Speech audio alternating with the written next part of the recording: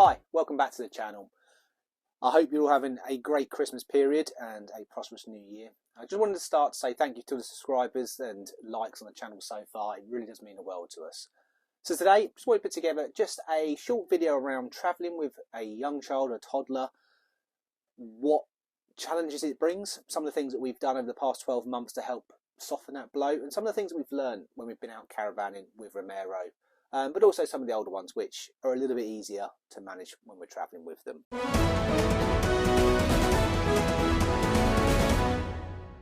So if your child or toddler is anything like Romero, they love to eat. So making sure we've got a stocked lunchbox, snack bag of treats and nibbles just for that journey, whether it be an hour journey, a 4-hour journey. We always make sure we've got enough snacks in the car to keep going. We do plan a stop or two depending on the length of the journey. And we do try and plan journeys, especially coming home, to be in the evening. So at least then Romero can then have a sleep in the car. On the way back, we can then transfer him from the car straight to bed. And that's worked a couple of times we've come back from Cornwall this year.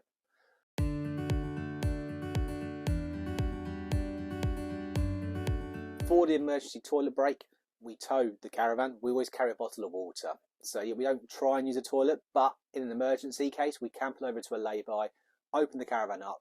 Ro can go and use the toilet in the caravan. We then got a bottle of water, some of the toilet flush as well that we can put down the toilet and then carry on our journey. So it does make life easier trying to find a local services or a toilet stop somewhere.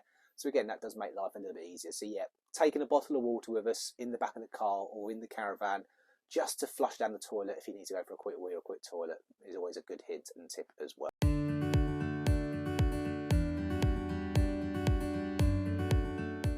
So when we get to site and try and set up, Ro is excited, he wants to go out and play, he wants to get everything out straight away. But as caravanners, we know we need to get the caravan set up, we need to get the legs down, the electric hooked up, food in the fridge, in the freezer, the awning up, etc. One thing that we have found this year is other people on site, whether it be caravanners, motorhomers, people in tents. And again, it's a real mix between the more commercial sites that have the on-site entertainment where you expect to have more children to maybe more of the owners clubs and the caravan owners club type sites. People have been great helps, whether it's helping me help get the awning up for the first time or whether they're entertaining Ro. And again, that's other children on the site or adults and grandparents have come along and entertained Ro, talk to Ro. Ro has made so many friends, young and old, every time we go away in the caravan. So that's one thing I've learned is the caravan community is really helpful. I try and help out. I'm no expert, but if I can help out, get an awning up, pull it through a channel, wherever it may be, when I'm at site and I'm sat there chilling with my cup of tea, I will always try and help out others as well. So again, having things to hand quickly that you can grab hold of. He's at that age at the moment where he loves his balance bikes, his ride-ons, etc.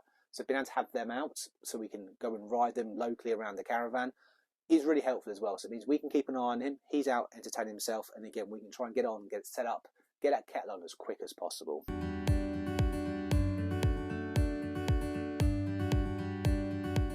Having caravan toys and books. So this has been a great help. We've been able to move some of Ro's toys from the house and into the caravan. We are in it maybe once a month, so every time he comes back in, it's like having new toys again and new books to read in the evening. So by having to have them already in there, it saves then having to think about packing more toys to come with us. So we've always got a constant stream inside the caravan. We do try and rotate them. We'll come back from a trip and say to Ro, do you want to take these cars back? And then we'll load another bag up to take back into the caravan next time as well. Having things in the caravan for Ro straight away is really handy as well. So Ro's got a Tony box from last Christmas, so we take that wherever we go as well. Being able to put a story on at bedtime just to chill them out as we relax in the evening rather than having the TV on really works nice as well. And again, it's very interactive having that Tony box. Not so fun is things like waterproofs, wipes, etc. Again, we keep these in the caravan. So we've got a spare caravan wetsuit for Ro, just a lightweight one from Mountain Warehouse, if memory serves me right, just to keep that in the caravan. So we always know that we've got some clothing or some waterproofs in the van when needed. We always keep a couple of packs of wipes in here because again, very easily you're rushing around, especially if you've got a short turnaround to get home, get loaded, get off. At least we know there's some wipes in the caravan automatically for him.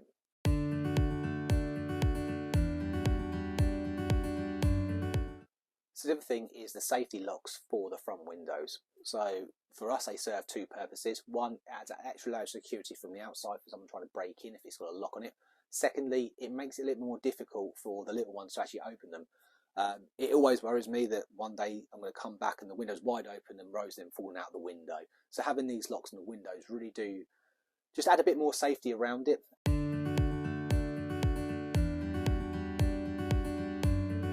Getting Ro involved with the day-to-day chores of the caravan. He loves filling up the aqua roll, taking the waste master, even taking the toilet. He's not big enough yet to empty the toilet, but he loves being involved. So having him involved, trying to peg out the awning, taking, like I said, connecting the water, etc. He really enjoys that.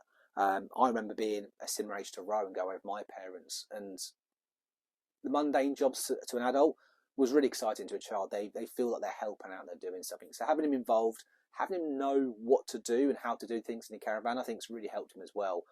So we'll get to site, he knows that he's got to unravel the electric hookup cord. He knows he needs to pull the waste master out or the pipes if we're on a service pitch as well.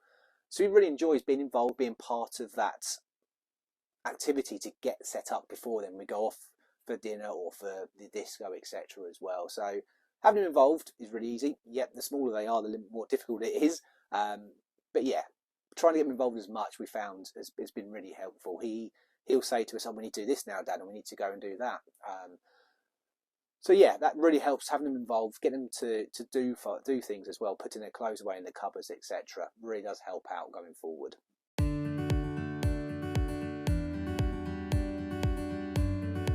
So as I mentioned, it was just a short video of some of the things that we've learnt travelling with Ro, being a 3/4-year-old.